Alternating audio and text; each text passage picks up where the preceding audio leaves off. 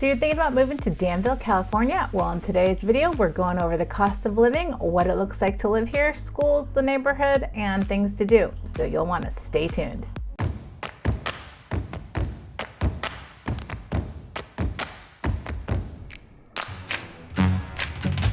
What's up guys, Rachel Capella here with Keller Williams in the East Bay. If you want to know what it's like living in the East Bay and San Francisco Bay Area, this is the channel for you. Click the subscribe button, smash that like button if you're getting value, and stay tuned because we have videos coming up each week teaching you all about the Bay. All right, so let's get into this video of what it looks like to live in Danville, California, and what your cost of living is going to be, and all those details that you're going to want to know before moving here. So let's get to it. So let's start off and talk a little bit about where the location of Danville is in the Bay Area. So I'm going to zoom out on this map. San Francisco is right here. Oakland is here. So you kind of travel down the 24 and then go down to the 680. You can also go 880 to 580 as well. But Danville is going to be in between Walnut Creek and pretty much Dublin, California. So this is the location of the city borderline of Danville, California. So now that we have the geography of where Danville is located in between Walnut Creek and Dublin, I'm going to go over kind of overall what it looks like living here. So what niche.com gives it as a grade. And as you can see, it is an A. Public schools are A+. Housing is a C for a couple different reasons, probably because it's very expensive and there is not a lot of it. So you can see it's great for families. Crime is a B-. Looks like there has been a tick up in crime. There used to not be a lot of crime in Danville. Nightlife is a B because you're not going to get a ton of dance clubs and great restaurants like you will in the city or in Rockridge. So diversity is also a B. So you can kind of see here that the population is 44,000 in Danville and it is located in Contra Costa County. Real estate, the median home looks like it's $1,091,000. Now I'm going to defer to the MLS on that. I don't believe that is correct. I think the average median home price, that's probably including condos and townhouses. I think the average single family residence is about 1.7 million. So you definitely are going to pay to play in Danville. And you can see here how many rent versus own. We've got 16% rent, 84% own. This is definitely going to be a place where people buy a home for the schools and for the safety. So median rent is going to be $2,400 if you don't want to buy a home. Something to consider because that I think is a combination of condos, townhouses, single family residents are going to be much higher. And if you contact us, we can give you a full analysis of that and kind of help you and guide you in that way. Before we talked about the map, you can kind of see the city outline here. Danville is a beautiful, beautiful area located in the middle of like trees and just really beautiful natural shrubbery, and just it's not like a tract home development. It's a very kind of niche, pretty city.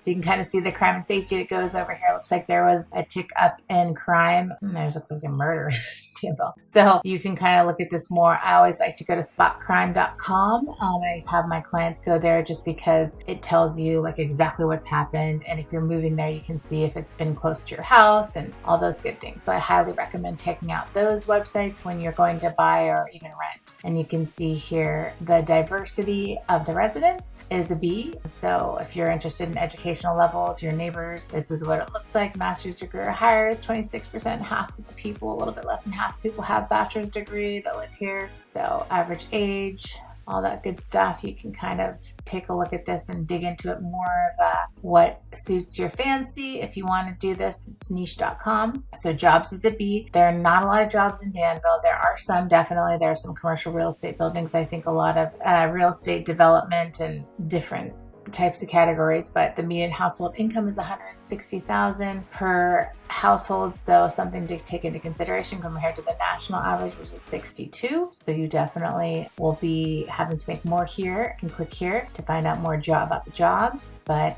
I said before, the public schools are all A+, and we can kind of go over those when we get into the next section of schooling. I go over in greatschools.org what the best ones are and what their ratings are. Places that are similar to Danville, obviously Orinda, San Ramon, and Alamo. Those are all neighboring cities, and those are very, very similar layouts in places like Danville. So I love these little reviews. They kind of show, like I said, someone said here, I love how lush the greenery is in this neighborhood. Although it's not a city as lively as San Francisco or New York, Danville's own suburban charm. It's a safe neighborhood to raise family and has wonderful local stores. And this is very true. They have a very cute downtown, which makes it a B versus an A for nightlife, because you're not going to get those crazy dance clubs, but you will get some good restaurants, and they might even turn into like clubs at night. But I know that there are some bars and some great restaurants. So this is niche.com's overall grade for Danville is an A. All right, so now let's get into the cost of living in Danville. I really like this website, numbeo.com. It just kind of gives you a general range of what you can expect to pay for a meal and gym memberships and milk and all that stuff. So you kind of know how much you should gauge for your kind of monthly expenses. So I think honestly this is pretty good as far as restaurants, inexpensive meal restaurants. It's going to be a little bit pricier in Danville. It's going to be a little fancier. There's going to be gourmet sandwiches. It's a really cute downtown. I love it, but you're going to definitely pay, I think, a minimum for a decent restaurant, 20 and up. So mid-range 3-course meal, I would even say this would be like probably close to 100 if you were going to buy alcohol and stuff like that. So it's definitely on the more expensive side. Beer, I would say, yeah, I would add on like $1 to this. I would say it's at least $5. Yeah, imported beer. So cappuccino, this is about right. Water, yep, I would think that's all on par. You can see a gallon of milk, $4. Eggs, $4. Chicken fillets, yeah, probably even took that up to like, $8. But you can see here, monthly pass for transportation. There's not really a great bus system. Public transportation is usually BART that you would take from Danville to San Francisco if you're working. A lot of people will drive, or they'll drive to Walnut Creek where the next BART station is. Actually, I think that there is a parking lot in Danville that you can park at, and they'll shuttle you to the BART station. So that's pretty handy, and I'll go over BART in the next section. But yeah, this just kind of gives you a basic idea of what your monthly bills will be. So gasoline, yeah, no, for premium now, it's like almost $4.50 to $4.65. So just be prepared to pay $5 a gallon for that pretty soon here. That's why a lot of people in Danville drive Teslas, because we're all sick of the gas prices. You can see the basic utilities here. Now, just gonna break down, this is probably right in the milder months. If you have AC and you do not have solar panels, it's going to be anywhere from 90 to 100. It would be about actually 80 to 100 as upwards as 108 in the summertime here. So this could range, instead of 167, that could range in the summertime, I would say close to 350, 200 to 350 a month for your energy if you don't have solar. Now solar, if you have solar, I would say it'd be a lot more affordable. If you lease it, it's probably going to be, instead of 250, maybe 175 or 200. I can tell you my experience with solar if you reach out. But monthly gym membership, this seems about right. 50, 60 bucks, I would say. Preschool, I would even put that higher depending on if it's private. You would probably range around 1,500 to 1,700. And then obviously these things are going to be a little bit skewed because you can always go to TJ Maxx and get them for cheaper. So this is a great website, Numbeo, if you want to check it out and see if it's something for you to kind of dig in deeper. But this is a good general overview of what it costs living here in Danville. Okay, so now I'm going to go over Bay Area Rapid Transit tickets and the fares and what it looks like using BART, which is the main public transportation for the Bay Area. Where Danville is, Walnut Creek is probably the next station, and I calculated a one-way ticket. Now, there are different deals that you could do and with BART. So this apparently is, I'm not a BART expert, so I don't know, but I know you can get Clipper tickets where you load them up and it's a discounted rate. So it looks like going from Walnut Creek to Embarcadero, which is the first stop in San Francisco, it looks like a Clipper ticket is $2.85. And now this apparently is a 50% off for all of September. So if that is not going to be the case in October, I would just double that. So it'd be like maybe $4 or $5, if you wanted to go to, let's see, San Francisco International Airport, you could do that and it'd be more. So, and then the fees obviously change on Sunday and Monday, but let's show you, you can go to the Clipper information site here, Clipper tickets, how they work, and just study up and see how you can get them. But the stations, I can kind of show you. Let's see if I can find a map here.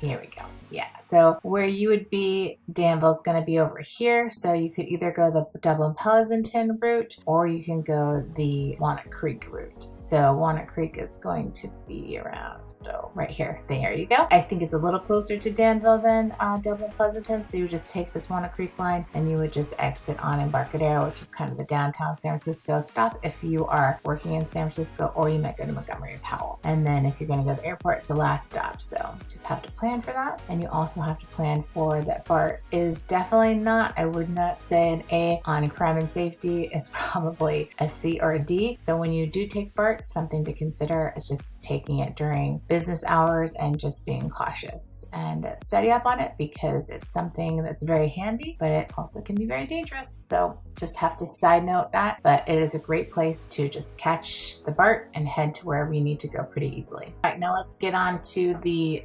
Danville, California city and how it compares to the overall US cost of living. I love this website as well, bestplaces.net, just kind of shows you and rates a city you're interested in comparison to the rest of the United States. So let's see, overall cost of living compared to Danville, California to the United States is 100. And see, cost of living indicates based on 100, but amount below 100 means Danville is cheaper than the US average. So as you can see, it's like double. So something to note, Danville, California is very expensive. Compared to all of California, it's well over 100 points. So you're gonna pay to play here. Groceries are more expensive. They're a little bit higher than California, but definitely higher than the rest of the United States. Healthcare is actually not too bad. It's a little bit higher, but you probably get a different level of healthcare with that. Housing, this is a big one I always like to talk about, because you can see in the United States, average is 100. And like I said before, a cost of living index above 100 means Danville is more expensive. So we are at Danville, housing is 555. In comparison to California in general, 239. In comparison to the United States, it's 5 times higher. So just to know for the future if you're moving to Danville. Now, the median cost of home is, they think that this is probably accurate, a little bit more accurate. I would say it's like about 1.8 in general. And this is probably talking about single family residences, it's specific zip code, but you can see compared to the US average, it's like millions and millions over. So definitely higher. Showcases my point. Utilities is pretty on par, which makes sense. I think a lot of people have solar in Danville, so it's something to look into. Transportation is slightly higher as well, just not as high as the housing is. And miscellaneous, we're actually pretty comparative. So these are stats that I would say kind of take with a grain of salt. If you wanted more details, you could look into it with me. But the studio, in comparison to the rest of the United States, it's going to be much higher, 2,000 versus maybe 1,000 or so in, I don't know, Kentucky, Alabama, Florida. So one bedroom is going to cost you $2,400. 2 bedrooms will be $3,000. 3 bedrooms will be $4,000. 4 bedrooms will be $48,000. So you can kind of see where Danville is. And here we go, overall cost of living. I think as you go up in the red colors here, it gets more expensive. So you can see Danville is right up there in that expensive range.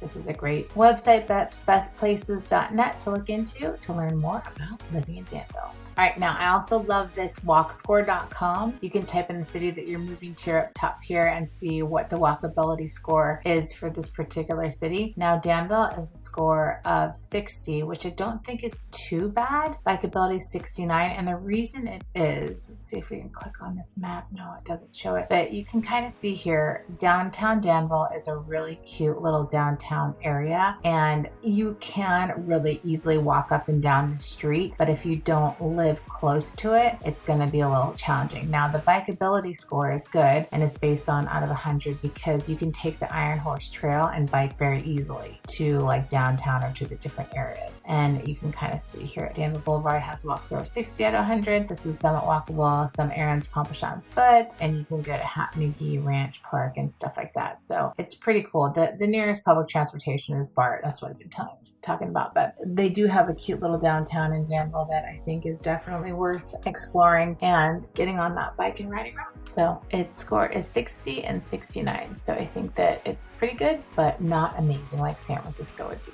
right, now we're going to end the school overview of Danville and what it looks like when you have a family and you're putting your kids in schools. I love greatschools.org. It's just a good resource for schools being rated. And in Danville, like we said before, and niche.com, it gives it an overall A+ for schools. So you can kind of see here when you type in the city up here, you can get it public or private. I'm just going to do private because there's not too much of a need to have to go private if you live in Danville, but you always have that option if you want to. So you could do pre-K. I'm just going to do elementary. You can see every single school is pretty much a 9, or it looks like there's an 8, you know, as you kind of get on the outskirts. This is the hub of Danville right here. Blackhawk is over here, which is a really nice development as well. You can go to the middle school too, up top here. And again, they're all 8s and 9, which is pretty much great. And then the high school, Monte Vista is the main high, and San Ramon, they're both 10 out of 10. So you can't get much better than that. And Great Schools is, like I said, if you want to research, dig around, definitely check it out. All right, so there you have it, the 411 on what it's like living in Danville, California. If you have more questions, reach out to us. We love helping those people that are moving or relocating within the Bay Area to find out more about these specific towns. So until next time, thanks so much for hanging and have a great week.